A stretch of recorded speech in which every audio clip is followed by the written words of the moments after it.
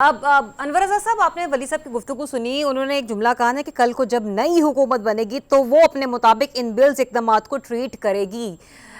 जिस तरीके से ये एक्ट पास हुए, ये बिल्स पास हुए, इसके बाद आपको कोई नई हुकूमत बनती हुई दूर दूर तक नजर आएगी? और दूसरा, मुझे ये भी बता दीजिएगा, जो ये अब फैसले हो चुके हैं, इसकी कॉस्ट बियर कौन करेगा?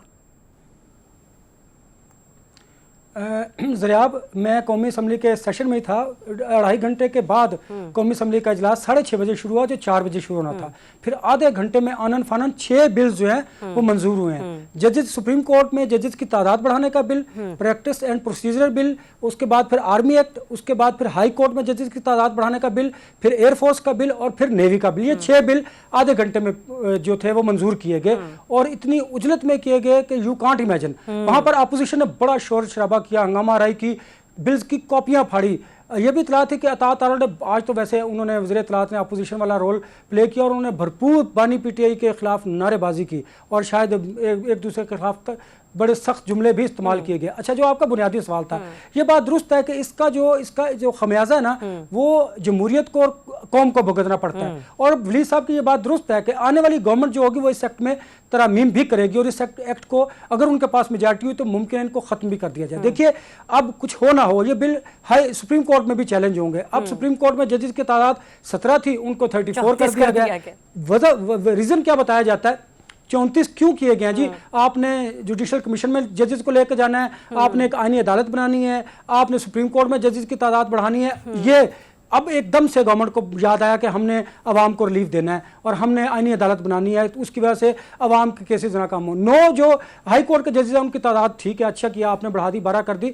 अब सर्विसेज चीफ जो है हमारे तीनों, उनकी जो मुद्दत मुलाजमत है वो 3 साल से बढ़ाकर इन बिल की मंजूरी के बाद 5 बरस हो गई है, क्योंकि बिल मंजूर हो गए हैं। और आपको पता है जब मंजूर हो जाए तो उसके बाद फिर वो फौरी तौर पर नाफिजुल अमल भी होते हैं। अच्छा, अब आते हैं हम असल पॉइंट की तरफ। देखिए, ये जो गवर्नमेंट करने जा रही है इतनी उजलत में, शायद वक्ती तौर पर इनको इससे फायदा जरूर होगा, इनकी हुकूमत को दवाम मिलेगा, लेकिन अगर आप कुल वक्ती बात करें तो इससे जमहूरियत को नुकसान होगा। अनवर रज़ा साहब, हमारे सियासी मंजरनामे पर कुल वक्ती सोचा किसने है? अगर सोचा होता तो हालात शायद आज यहाँ पर ना होते। सिद्दीक, अनवर रज़ा साहब, आप भी बहुत वक्त के लिए रहे अमेरिका, आपने भी इंतखाबात को कीनली मॉनिटर के, इस कैंपेन को मैं स्पेशली कहूंगी आपने मॉनिटर किया, लेकिन कुछ मसरूफियत के बाद आप भी पाकिस्तान जरा जल्दी आगे। लेकिन जब तक आप वहां पर रहे, पब्लिक पल्स तो हमें बताई सिद्दीकी साहब ने। मुझे ये बताएगा, क्या जो पब्लिक इंटरेस्ट है वही वॉशिंगटन का भी इंटरेस्ट है या नहीं?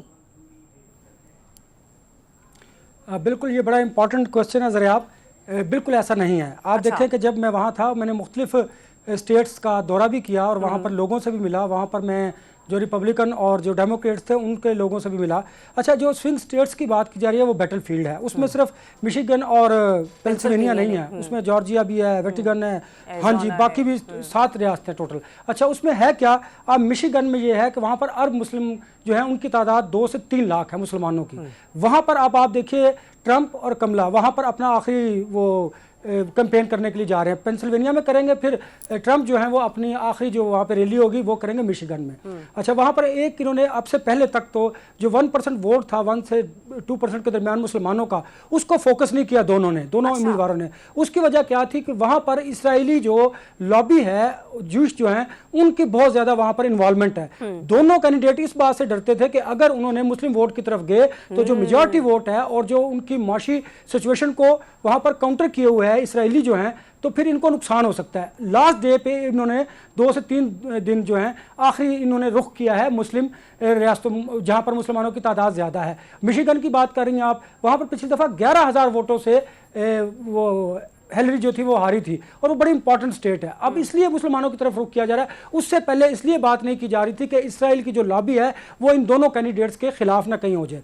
एक तो वजह यह थी। दूसरी बात यह है कि अब आप देखिएगा कि इनमें से दोनों, ट्रंप या कमला, दोनों जो कामयाब होते हैं तो उनका झुकाव इसराइल की तरफ से, इसराइल को तसल्ली है कि दोनों में से कोई भी जीता वो उन्हीं की पॉलिसी को लेकर आगे चलेगा। लेकिन ट्रंप का वहां पर हमने देखा था जो पेंसिल्वेनिया के देही इलाके हैं बहुत ज्यादा, वहां पर जो रेड नेक अमेरिकन हैं वो तो इतने शिद्दत पसंद मैं उन्हें कहूंगा कि वो कहते हैं कि हमने ट्रंप के अलावा वोट ही किसी को नहीं देना। उन्होंने अपने घर के बाहर झंडे लगाए हुए हैं और वो बड़ी शिद्दत के साथ ट्रंप की कैंपेन कर रहे हैं। हाँ, जो शहरी इलाके हैं वहां पर कमला का कोई ना कोई वहां पर उनका भी ज़ाहिर वोट है। नेक टू नेक मुकाबला है। अब इस मुकाबले में देखना है कि ट्रंप को आप समझ रही हैं कि वहां पर भी अच्छा, ये तो आपने मुझे नेक टू नेक मुकाबलों का बता दिया, लेकिन एक और अहम चीज मुझे नवरज़ा ये बताइएगा कि जो हम देख रहे हैं कि पाकिस्तानी सियासी मंजरनामे पर पीटीआई को एक बड़ा यूं कह लीजिए कि एक थोड़ी सी उम्मीद है, होप नजर आती है कि अगर ट्रंप ये इंतखाब जीत जाते हैं, आपको लगता है कि अमेरिका के अंदर भी ट्रंप और उनके पार्टी